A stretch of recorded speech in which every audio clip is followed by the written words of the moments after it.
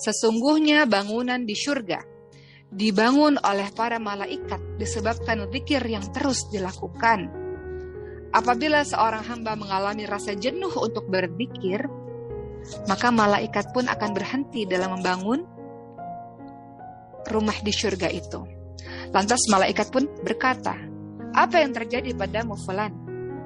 Sebab malaikat bisa menghentikan pekerjaan mereka karena orang yang berzikir tadi mengalami kemalasan dalam beramal. Jadi malaikat itu selama kita melakukan amal soleh, paling mudah apa? Zikrullah kan? Zikir itu kan paling mudah di lisan. Selama kita zikrullah, selama kita melakukan amal soleh rutin, itu malaikat membangunkan bangunan di syurga, kata Hasan Al-Basri. Sekali kita berhenti, malaikat berhenti juga. Sampai malaikat bilang, kenapa kamu ini? Kok berhenti? Saya juga jadi berhenti, kata malaikat. Saya berhenti membangun bangunan di syurga sebab kamu malas, sebab kemalasanmu, sebab kefuturanmu dalam beramal, sebab kamu berhenti dalam beramal. Jadi saya juga berhenti. Begitu kata malaikat, ya. Mari kita simak lagi perkataan yang lain dari ulama, ya. Ibnu Rajab Al-Hambali, beliau mengatakan, sesungguhnya Allah lebih mencintai amalan yang dilakukan terus-menerus. Allah akan memberi ganjaran pada amalan yang dilakukan secara kontinu, berbeda halnya dengan orang yang melakukan amalan sesekali saja. Seperti itu teman-teman sekalian, ya. Jadi kalau kita tahu tentang keutamaan-keutamaan ini, mudah-mudahan kita menjadi semangat bahwa ternyata di hadapan Allah yang sedikit-sedikit tapi rutin itu jauh lebih besar dibanding yang banyak, tapi sesekali saja. Oh, bahwa ternyata, kata Hasan Al-Basri, malaikat di syurga itu sedang membangun sebuah bangunan di syurga selama kita melakukan amal soleh. Sekalinya kita berhenti, malaikat pun ikut berhenti membangun bangunan tersebut. Begitu teman-teman sekalian. Jadi mudah-mudahan semangat untuk tidak futur berlama-lama, tidak malas berlama-lama. Pertanyaan berikutnya, apakah kerutinan dalam beribadah itu perlu ada dalam setiap amalan? Apakah kontinuitas atau konsistensian, apakah harus terus ada dalam setiap amalan? Maka jawabannya kontinuitas atau keberlangsungan terus-menerus dalam beramal itu ternyata kita lihat kondisi teman-teman sekalian. Kita lihat kondisi tergantung dari petunjuk Nabi Muhammad SAW. Untuk mengetahui manakah amalan yang mesti dirutinkan atau tidak, kita bisa lihat dari dua jenis amalan ini. Amalan yang mesti dirutinkan dan tidak, dilihatnya dari mana. Yang pertama adalah amalan yang bisa dirutinkan ketika safar. Apa saja coba? Ketika teman-teman safar, amalan-amalan yang selama ini teman-teman lakukan itu masih bisa dilakukan. Contohnya, ketika teman-teman mukim, teman-teman tinggal, tidak pergi, teman-teman biasa puasa Ayyamul Bid tanggal 13, 14, 15 di tengah bulan, pada saat bulan purnama itu biasanya. Atau teman-teman biasa ketika saya mukim, ketika saya di rumah, itu saya biasa sholat qobliyah subuh, sholat sunnah fajar ya, qobliyah subuh. Atau ketika saya tinggal di rumah, saya juga terbiasa untuk tahajud, saya terbiasa untuk witir. Maka amalan-amalan ini, kalaupun teman-teman safar, itu tetap bisa dilakukan. Tetap bisa dilakukan. Jadi puasa Ayyamul Bid, kemudian tahajud, kemudian qobliyah subuh, kemudian witir. Walaupun teman-teman nanti safar dalam perjalanan, misalnya teman-teman pergi ke kota lain atau ke luar negeri kemana, kebiasaan ini tetap masih bisa dilanjutkan. Ibnu Abbas radhiyallahu anhu mengatakan Rasulullah shallallahu alaihi wasallam selalu puasa Ayyamul Bid 13, 14, 15 di tengah bulan, baik dalam keadaan mukim, tidak safar, tidak pergi, maupun dalam keadaan safar. Nah ini jadi kalau teman-teman yang biasa puasa tengah bulan tuh, kalau lagi pergi puasa saja, karena Rasulullah juga puasa. Ya, yang biasa juga Rasulullah Shallallahu Alaihi Wasallam melakukan ketika Rasulullah safar berpergian adalah sholat sunnah witir dan sholat sunnah qobliyah subuh. Itu yang biasa Rasul lakukan. Dan beliau tidak pernah meninggalkan kedua sholat itu, witir maupun qobliyah subuh, ketika mukim, ketika tinggal maupun ketika safar. Ya. Dan juga Ibnu Qayyim rahimahullah mengatakan Nabi Muhammad tidak pernah meninggalkan qiyamul lail walaupun sedang safar. Mukim tetap qiyamul lail, menghidupkan malam atau sholat tahajud salah satunya. Ketika safar juga tetap sholat tahajud. Itu amalan-amalan yang bisa dilakukan ketika teman-teman safar rutin, ketika teman-teman safar berpergian. Kemudian amalan-amalan juga dirutinkan ketika teman-teman tidak berpergian. Ya, ketika tidak berpergian ya harus dirutinkan. Contohnya apa? Kalau kita lihat perkataan dari kalau kita lihat ya, teman-teman ketika tinggal di sebuah tempat atau mukim, teman-teman bisa merutinkan sholat rawatib misalnya, qabliyah, subuh, qabliyah, ba'diyah, itu teman-teman bisa rutinkan itu. Mundur sedikit mengenai safar tadi, ada perkataan dari Ibnu Qayyim yang ingin Uma sampaikan pada teman-teman sekalian. Kata Ibnu Qayyim rahimahullah, beliau berkata, termasuk di antara petunjuk Nabi Muhammad SAW adalah ketika safar, beliau mengqashar sholat fardu. Jadi kalau kita berpergian, kita safar, itu ada namanya keringanan untuk mengqashar, jamak qashar. Zuhur, asar, dua-dua. Bisa qashar jamak qashar takdim atau takhir. Misalnya zuhur dan asar, teman-teman mau takdim, mau diawalkan, berarti di waktu zuhur 2 rakaat salam, 2 rakaat salam. Atau mau jamak qashar takhir 2 rakaat di waktu asar 2 rakaat salam, 2 rakaat salam. Atau maghrib dan isya digabungkan juga bisa 3-2 ya, kalau mau takdim di waktu maghrib 3 rakaat 2 rakaat. Di waktu isya namanya takhir ya, juga seperti itu. Dan kalau lagi safar ternyata Rasulullah SAW tidak mengerjakan sholat sunnah rawatib qabliyah ba'diyah. Ketika safar, ketika berpergian tidak sholat rawatib qabliyah ba'diyah, melainkan jamak qashar tadi. Itu keringanan ya yang dilakukan, yang dicontohkan oleh Rasulullah SAW. Begitulah teman-teman semua. Kemudian penutup pada hari ini, kita paham bahwa ketika kematian atau ketika ajal menjemput, barulah semua amalan itu akan berakhir. Jadi amalan itu boleh berhenti ketika mati. Amalan kita itu boleh berhenti, amalan rutin yang selama ini kita lakukan, baru kita boleh berhenti ketika mati. Maka Hasan Al-Basri mengatakan, sesungguhnya Allah Ta'ala tidak menjadikan kematian untuk amalan seorang mukmin selain kematiannya. Tidaklah, sesungguhnya Allah tidak menjadikan ajal untuk amalan seorang mukmin selain kematiannya. Maknanya adalah kita boleh berhenti kalau memang sudah kembali kepada Allah Subhanahu wa taala. Dalam surah Al-Hijr ayat ke-99. Dalam surah Al-Hijr ayat 99, Allah Subhanahu wa taala berfirman, "A'udzubillahi minasyaitonir rajim, wa'budu rabbaka hatta ya'tiyakal yaqin." Yang artinya, dan sembahlah Rabbmu sampai datang kematianmu, yaitu sampai datang ajalmu. Dalam surah Al-Hijr ayat ke-22. Jadi, kita akan berhenti dalam amalan rutin kita ketika kita mati. Paling terakhir sekali, kalau begitu sebenarnya secara konkret amalan-amalan apa saja sih yang dicintai oleh Allah Subhanahu wa taala? Yang rutin itu apa yang harus dirutinkan? Beberapanya di antara amalan yang dicintai oleh Allah Subhanahu wa taala selain rutin tadi, di antaranya adalah ada seseorang yang bertanya kepada Rasulullah SAW, "Rasul, apa sih amalan-amalan yang dicintai oleh Allah Subhanahu wa taala?" Maka Rasul menjawab, yang pertama adalah as-salatu ala waqtiha, yaitu salat tepat pada waktunya. Itu yang pertama. Kemudian yang kedua, apa sih Rasul yang dicintai oleh Allah Subhanahu wa taala? Maka Rasul menjawab, birrul walidain, berbuat baik kepada orang tua, berbuat baik kepada ibu bapak. Lalu apalagi sih Rasul amalan yang paling dicintai oleh Allah Subhanahu wa taala? Maka Rasul menjawab, al-jihadu fi sabilillah, yaitu berjihad di jalan Allah Subhanahu wa taala. Maka perhatikan, pertama Rasul bilang salat tepat waktu. Kecuali teman-teman punya alasan syar'i ya, misalnya teman-teman lagi menuntut ilmu, adzan masih dilanjutkan tuh ilmunya, nggak apa-apa tuh menuntut ilmu dilanjutkan karena teman-teman sedang menuntut ilmu, boleh di pending beberapa menit gitu, beberapa saat. Jadi Rasul bilang yang paling dicintai oleh Allah pertama adalah sholat tepat pada waktunya, kedua birrul walidain, ketiga jihad fi sabilillah. Birrul walidain ini lebih diutamakan dari jihad fi sabilillah. Makanya dulu di zamannya Rasul itu pernah ada orang yang mengatakan, "Rasul, saya mau berjihad di jalanmu Rasul." Kata Rasul, punya orang tua nggak di rumah? Punya. Ada yang jaga nggak? Nggak ada yang jaga. Ya udah pulang. Jihadmu adalah merawat orang tuamu. Seperti itu. Begitu pula dengan teman-teman, kalau misalnya di rumah sama sekali nggak ada yang merawat ibu kita seorang diri misalnya, maka pulanglah. Dan ibu meminta kita pulang, maka pulanglah.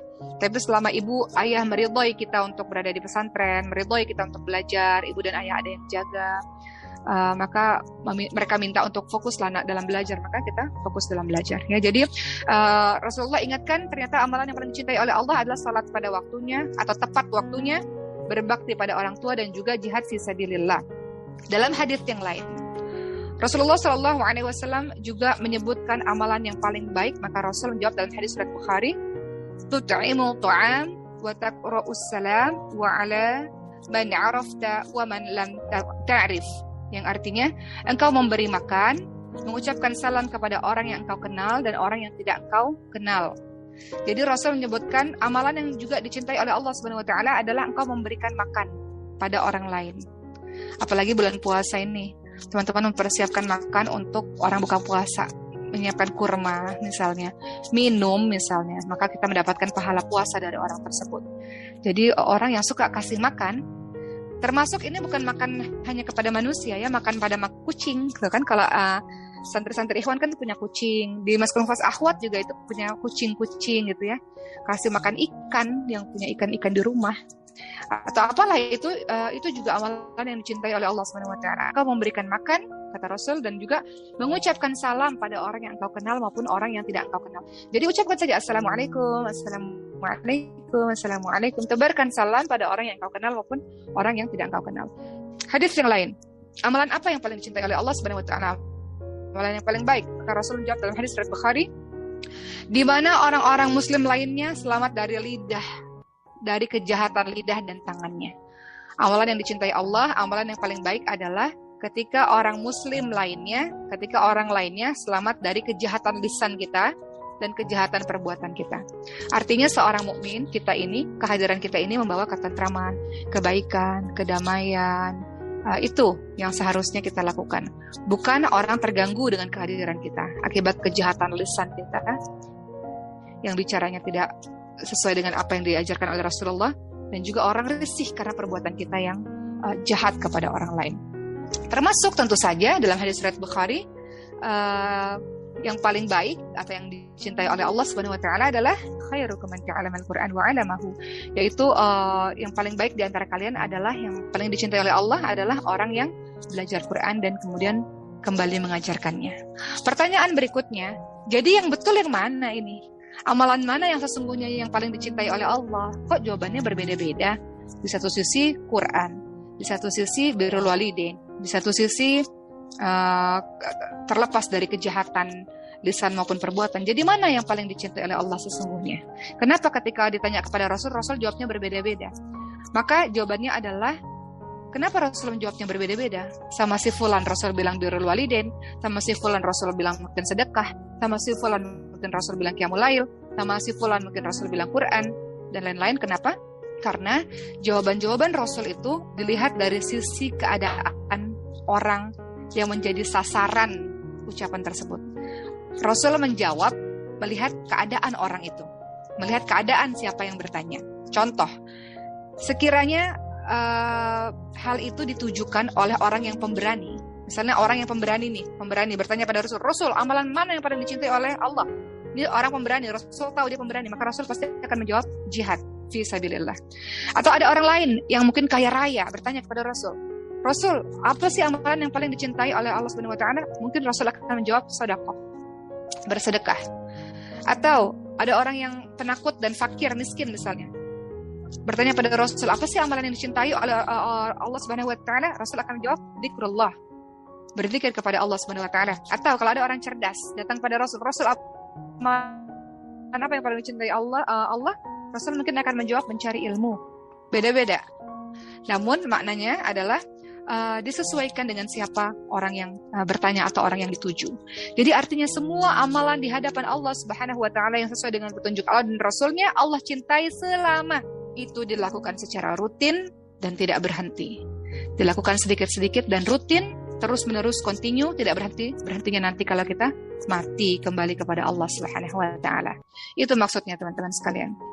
Assalamualaikum. Bagaimanakah kiat merutinkan amalan membaca dan menghafalkan Al-Quran? Dan ketika haid, bagaimana cara merutinkannya? Bagaimanakah kiat merutinkan amalan membaca Al-Quran? Membaca Al-Quran, kalau kata guru saya, kata guru Uma, teman-teman semua, Quran itu diletakkan di awal hari, sebelum kita bangun, sebelum kita melakukan aktivitas apapun. Ini untuk teman-teman yang di luar pesantren ya, untuk teman-teman umum dimanapun berada. Bagaimana kita merutinkan Quran? Quran itu dibaca atau dihafalkan itu pada saat kita bangun di malam hari. Makanya tidurnya jangan terlalu larut supaya di malam hari itu kita bisa bangun mungkin jam 3 gitu ya, supaya nggak terlalu jauh dari subuh misalnya. Nah, itu adalah waktu yang paling mengasyikkan untuk kita berlama-lama dengan Al-Quran. Jadi di situ teman-teman harus ada waktu. Jadi bagaimana cara kita merutinkan untuk hafalan Quran atau untuk berinteraksi dengan Quran? Ya harus memberikan waktu bersama dengan Quran. Harus, wajib dalam sehari. Teman-teman yang pilih waktunya harus ada waktu bersama Quran dan kita disiplin dengan waktu itu. Waktu terbaik adalah di awal hari. Kemudian yang kedua harus ada guru. Berinteraksi dengan Quran nggak mungkin kalau nggak punya guru. Harus punya guru. Nggak bisa kita belajar sendiri saja.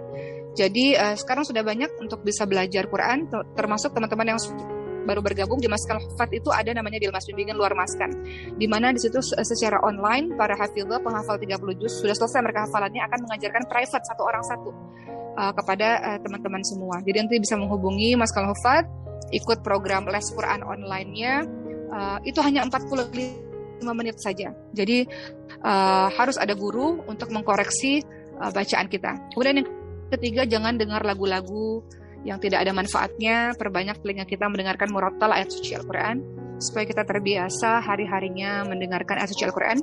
Keempat adalah kita berdoa kepada Allah Subhanahu wa taala karena kita bisa melakukan amal saleh karena taufik. Taufik adalah Allah kasih pertolongan kepada kita untuk bisa melakukan amal soleh. Jadi doa kepada Allah Subhanahu wa taala agar Allah memberikan kita pertolongan dalam berinteraksi dengan Al-Quran. Kalau engkau haid, apa yang harus dilakukan? Memang ini adanya perbedaan pendapat teman-teman sekalian, tapi kita mengambil pendapat di Maskal Hufat adalah selama engkau adalah orang yang belajar, yang sedang menghafalkan Quran, maka ketika engkau haid, engkau boleh dalam belajar Al-Quran, tentu saja dengan memakai Quran terjemah. Ya, jadi bukan mushaf Arabnya saja, tapi ketika engkau haid dan dalam kondisi belajar, dalam kondisi sedang menghafalkan Quran, dalam kondisi sedang mempelajari Al-Quran, maka dalam keadaan haid boleh untuk bersama dengan Al-Quran, membaca Al-Quran dengan Al-Quran terjemah. Jadi itu yang berlaku di Maskal Hufat. Artinya ketika haid jangan berhenti untuk menghafalkan Quran. Ketika haid jangan berhenti untuk membaca Al-Quran. Seperti itu. Mungkin itu teman-teman sekalian. Terakhir, saya akan menjawab pertanyaan terakhir dari Mbak Inka. Saya sering puasa Senin Kamis, kemudian ketika di kantor selalu diajak makan oleh teman-teman. Apakah kita harus jujur sedang puasa atau bagaimana menolaknya? Karena kalau kita jawab, kita takut jadi riya. Nah, kalau kita terbiasa, kita nggak akan merasa riya. Mungkin puasa Senin Kamis itu baru dilakukan. Sehingga ketika kita bilang maaf saya sedang puasa, itu sesuatu yang aneh karena kita baru melakukannya. Tapi kalau kita sudah bertahun-tahun melakukannya, kita nggak akan merasa itu riya karena memang itu sudah kebiasaan. Yuk kita makan, maaf lagi nggak makan. Itu biasa aja kita lakukan, nggak ada perasaan apa-apa karena memang ada mereka nggak ada mereka kita tetap puasa kok. Contoh sederhana, misalnya ada tamu, kita terbiasa misalnya sholat duha, misalnya terbiasa. Tiba-tiba tamu datang nih jam 9 pagi, misalnya waktunya kita sholat duha. Kemudian kita bilang, maaf ya sebentar ditinggalin sholat duha dulu. Kalau kita terbiasa selama bertahun-tahun sholat duha, itu kita nggak ada rasa, ketika ngomong itu biasa aja. Tapi ketika kita baru awal-awal sholat duha, nah itu akan menjadi sesuatu yang luar biasa. Jadi maksudnya, nggak apa-apa, katakan saja, maaf saya lagi nggak makan dulu, maaf saya lagi puasa, nggak apa-apa. Mungkin awal-awal agak kagok karena belum terbiasa, tapi lama-lama itu menjadi hal yang biasa. Jadi bukan sesuatu yang hebat di mata kita karena itu sudah menjadi sebuah kebiasaan bagi kita. Jadi jangan sampai setan membisiki yang lain-lain, jangan sampai setan bilang udah nggak usah puasa, akhirnya kita nggak puasa. Itulah tugasnya syaitan, juga sisi sudurina sebenal jinnati wan nas, jangan membisik-bisikkan. Setan dari golongan jin dan manusia. Manusia yang jahat itu setan, syaitan punya sifat syaitan. Jadi elakkan saja itu bisikan syaitan manusia dan jin itu. Tetap saja berpuasa dan katakan saya sedang som. Dan insya Allah lama-lama itu menjadi sebuah kebiasaan dan sudah biasa aja, nggak ada rasa ria ataupun sumu'ah ataupun apa lagi gitu. Bahkan misalnya contoh, saya ambil contoh teman-teman di lingkungan Maskul Hufaz. Kalau teman-teman lihat di forum ini ada teman-teman banyak, Senin Kamis biasa banget, sesuatu hal yang biasa gitu. Jadi ketika ada teman yang puasa ya biasa aja, karena itu sebuah kebiasaan, sudah biasa, bukan sesuatu yang amazing gitu, biasa aja. Ataupun teman-teman yang melakukan som Daud juga banyak juga, sesuatu yang biasa. Menjadi tidak biasa karena sekelilingnya tidak familiar dengan itu. Jadi tetap terus dilakukan, minta perlindungan kepada Allah Subhanahu wa taala supaya terhindar dari sifat yang riya, dan minta kepada Allah supaya istiqamah. Insyaallah mudah-mudahan Mbak Inka menjadi inspirator teman-teman lainnya untuk juga bisa som Senin Kamis. Ya mungkin diledek-ledekin ya biasa aja. Sesuatu yang mungkin belum biasa di kalangan tertentu, tapi itu hal yang biasa sebenarnya di kalangan orang-orang yang berusaha dekat kepada Allah Subhanahu wa taala. Mungkin begitu, wallahu a'lam. Mohon maaf kalau ada kesalahan kata-kata saya. Semangat Mbak Inka dan semangat seluruh teman-teman semua untuk beramal sholih, termasuk para santri yang semangat dalam menghafalkan mufradat bahasa Arab. Kan sehari tuh tiga, jangan berhenti tuh. Setiap hari terus, istiqamah terus seperti itu. Nanti lama-lama akan lancar insyaallah. Mungkin sekian daripada Uma, mohon maaf lahir batin, mungkin ada kalimat yang salah. Saya serahkan kembali kepada moderator pada hari ini. Terima kasih. Wassalamualaikum warahmatullahi wabarakatuh.